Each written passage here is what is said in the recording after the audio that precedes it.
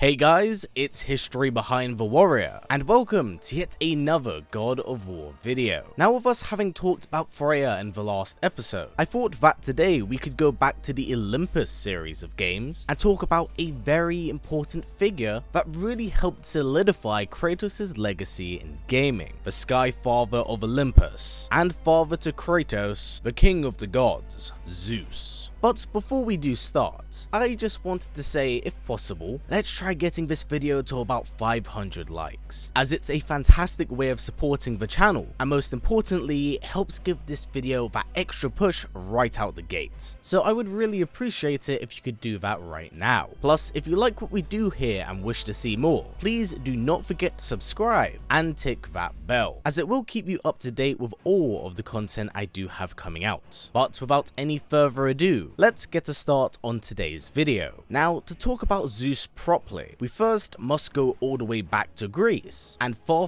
back in time, before even the rise of Olympus itself. Before the gods, there were the Titans, almighty and huge deities birthed from the primordials. Having defeated their predecessors, the Titans would go on to become the rulers and overseers of Greece, and they themselves were seen as unstoppable and basked in their own glory because of it. Their leader, Kronos, would even go on to sire children with another Titan, Rhea. The two would have many children, with one of them actually being Zeus. But here are where things take a very strange turn. Zeus's father, Kronos, would learn of a prophecy foretelling the downfall of the Titans, and how it would be one of his children that would be responsible for this. So, to halt all possibility of this happening, Kronos would begin to eat his children, believing that by doing so, he could avert fate. And this was understandably much at the dismay of Rhea, who loved the children that she had given birth to. So, in secret, she would give Zeus to an eagle to carry to a faraway land, hoping that by doing so he could survive, and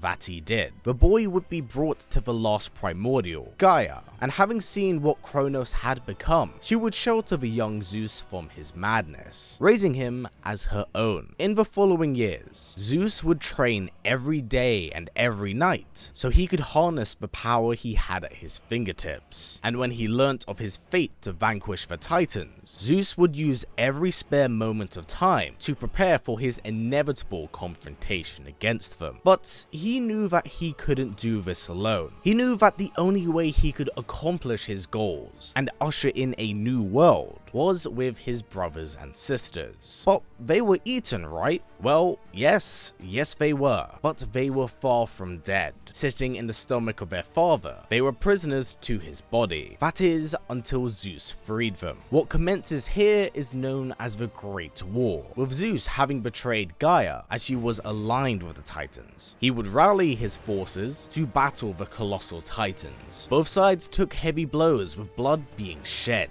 But it was only until Zeus had forged the blade of Olympus where the tides of battle truly turned. The Titans were defeated, and as punishment, they would be cast into Tartarus, a living hell that they could never escape. With the Titans now gone, Olympus would be born, and each god would be given domain of the world they inhabited. Whilst it was in pieces, as the war had broken down so much of it, each of them was given their own domain, a piece of the world as a reward. For Zeus, it would be Olympus itself, as well he would govern the gods, and it seemed only right, as it was him that freed them and led them into battle. So, with Olympus at the top of the mountain, the world of man would begin to flourish, but all was not well. You see, the defeat of the Titans had ushered into the world what would be known as the madness of the Titans, a type of dark energy that would corrupt and alter any who touched it into a twisted version of who they were. Because of this, Zeus would have the blacksmith of Olympus, his son Hephaestus, create what would be known as Pandoras Box, an item powerful enough to contain the madness of the Titans. So, the king of Olympus would take this poison and seal it deep into the box, having it then be locked away on the back of the colossal Titan, Kronos. With the evil cast away, the Olympians would then go on to overlook the world of man, seeing them them as entertainment, as the mortals worshipped their power and even built shrines in their name. Zeus himself would go on to marry Hera, siring 2 children, Ares and Athena, the god of war and the god of wisdom. But that's not to say he was entirely faithful to Hera. If you are even slightly familiar with Zeus, you know for a fact that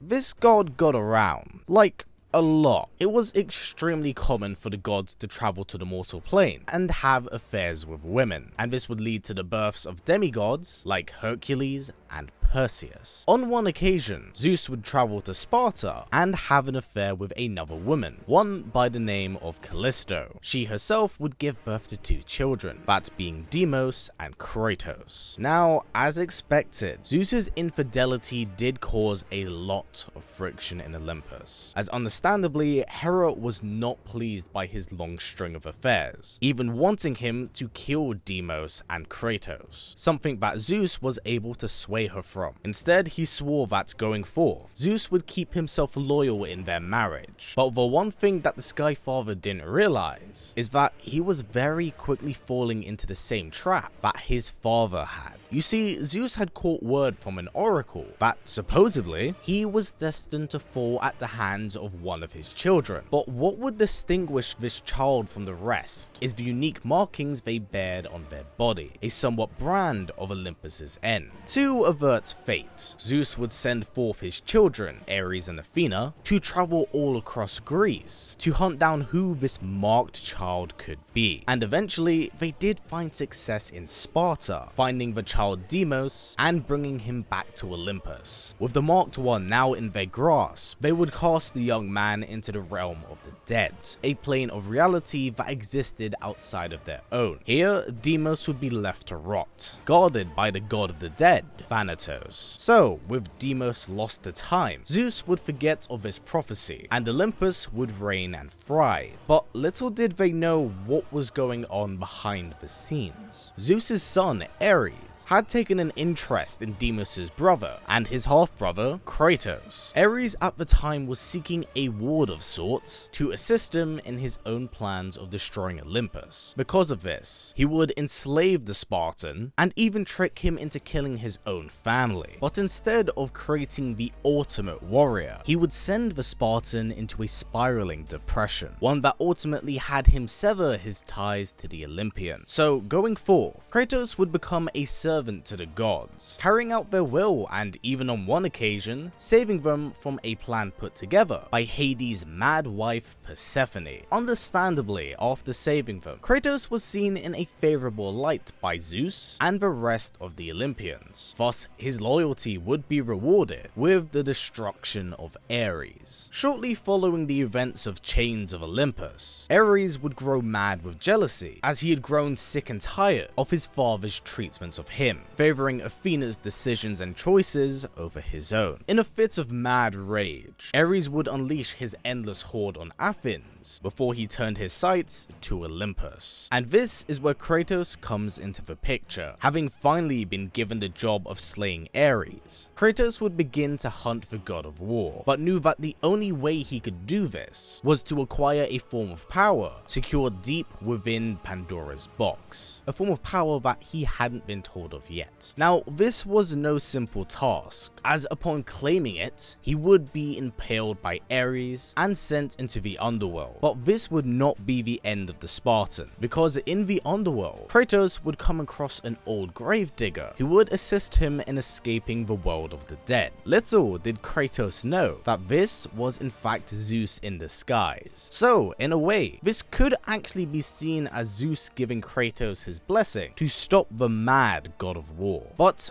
things went horribly wrong. When Kratos had opened Pandora's Box, he didn't absorb the madness of the Titans in it, but instead the power of hope that Athena had put into it long ago. Once the box was opened, the madness of the Titans erupted into the world of gods and began to poison all of them, tainting their minds with evil. It preyed upon his fear and actually reignited his long fear of the marked child prophecy. Whilst Kratos at birth didn't have the same birthmarks as Deimos, after Deimos' disappearance, he would be tattooed with his markings days, as he wanted to honor his brother's memory. So in a way, the legend lived on. So after this point, Zeus would begin to plot, keeping a very close eye on his son, as he still wished to know if he was truly the Marked One. And that was very quickly confirmed to Zeus during the events of Ghost of Sparta, as after the death of Deimos and his mother Callisto, Kratos' faith in the gods had been lost, and he would walk down his own path of war, spreading chaos throughout the land of Greece. As Kratos took the war path, Zeus went to retrieve Pandora's Box, sealing it deep within the flames of Olympus, the source of his and many others' incredible strength.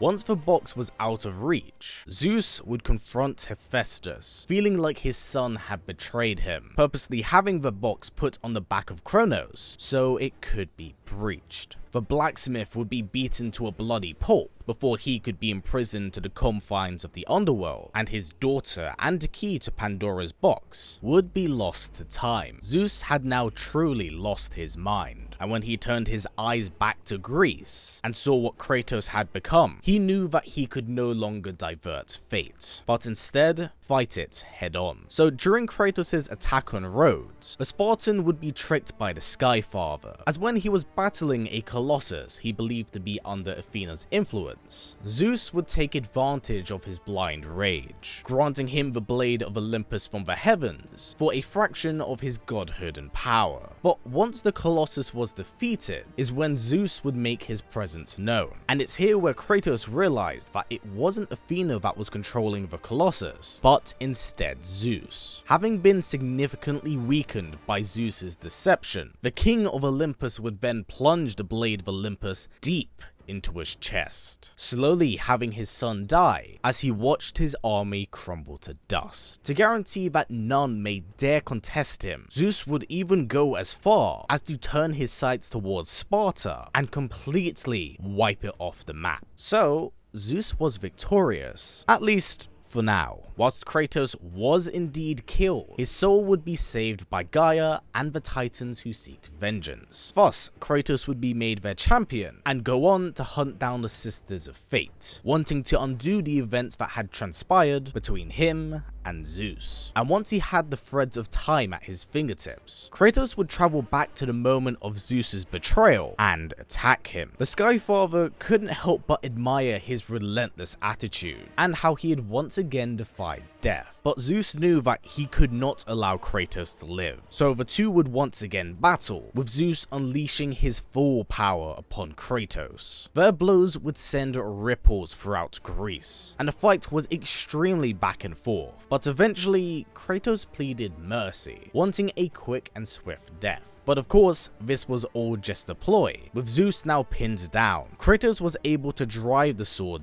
deep into Zeus's chest, wanting to kill him the same way he had died. But before Kratos could kill Zeus, Athena would interfere, trying to divert Kratos' rage and have him come to the realization of what he was actually doing. The death of Zeus did not mean just his end, but the fall of Olympus itself. And whilst it did make sense, Kratos' vengeance could not be blindsided. So he would thrust the blade of Olympus at Zeus, but not before he's pushed aside by Athena. It's here where Kratos learns the truth of his heritage, and he learns of the reason as to why Zeus had attacked him, the cycle of sons killing their fathers. Zeus fears what may become of him if Kratos is not wiped out of the picture. Now, tragically, Athena's words do fall on deaf ears, as Kratos would continue to battle the gods, and even call forth the Titans of old to his side. On Zeus's end, he would ready the forces of Olympus, and gather the gods by his side for the final battle, as the second Great War would commence. This battle would tear Olympus apart, as the Titans, led by Kratos and Gaia, would climb their way up to the top of the mountain. Blood would be shed on both sides, as Poseidon would kill Amphitheus, before he himself would fall to the hands of Kratos. It wasn't long until Zeus confronted his son again, and not wanting to hold back anything, anything, bring his full might down upon Kratos and Gaia in a single lightning strike. This sent the two off the edge,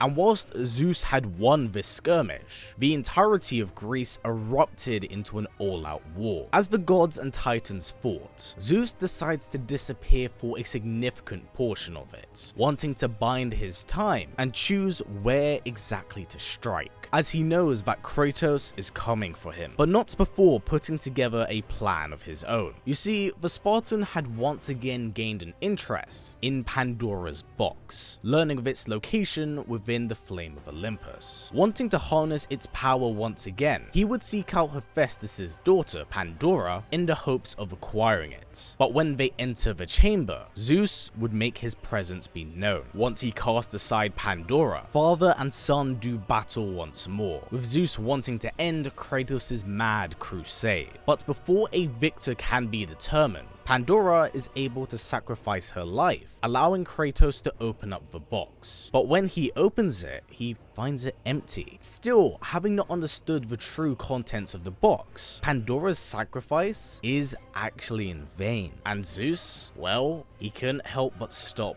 and laugh at the suffering of his son, seeing that the Spartan still did not quite understand the bigger picture of what exactly was going on. But the time for answers was truly gone, and the two do clash once more. But once again, before a true victor could emerge, the two would be attacked by Gaia, having somehow survived the earlier onslaught. The battle eventually spills into the Primordial's chest, where Kratos would finally get the upper hand on Zeus, taking the blade of Olympus once again and plunging it deep into not only his chest, but the heart of Gaia. So the Primordial would be slain, but Zeus, whilst unconscious, was not quite dead. Once Kratos turned his back on the deity, Zeus would manifest his astral form and attempt to use the madness of the Titans to drown Kratos in his suffering, having him relive the deaths of his family and Athena before perishing. But there was one thing that Zeus did not count on: the fact that the power of hope that existed within Pandora's Box still actually lived in Kratos. Once the Spartan was able to overcome his guilt, he was able to drive out the influence of the Titan's madness, forcing Zeus back into his own body. What proceeds after this is the brutal beating and death of the King of Olympus, with Kratos crushing his knuckles as he basically turns Zeus's head into mashed potatoes. Now, canonically, this is the true death of Zeus, as he doesn't return after this. However, he does make a very brief appearance in the 2018 installment, where he's a vision in Helheim. We first see him once Kratos is able to retrieve the heart of the Bridgekeeper, and finally, once Kratos and Atreus are escaping Hell. With that said, this has been it for the history of Zeus. I really hope you have enjoyed this episode, as honestly, it touches on a lot of aspects not properly explored in game. Plus, there are themes from the original series of games that are still carried on in the current installments. Of course, the whole cycles of sons killing their fathers seems to be one that the series continues to reinforce, and whilst yes, they are changing up the formula, they do touch on it in different ways, implying what could come next. But once again, this has been it for the history of Zeus. I haven't quite decided what the next episode will be just yet, but I will be jumping back to the Norse series of games. I've currently got my eyes locked on Mimir, as I really would like to do a video on him very soon. There's a lot to talk about with that character, and I also believe that Mimir is one of the key characters that will allow us to explore other pantheons. So he's most certainly on the cards, and you may see him in next week's episode. But for now, as always everyone, stay strong, stay well, and keep on fighting, as Ragnarok comes for us all. Take care everyone, see you all again soon.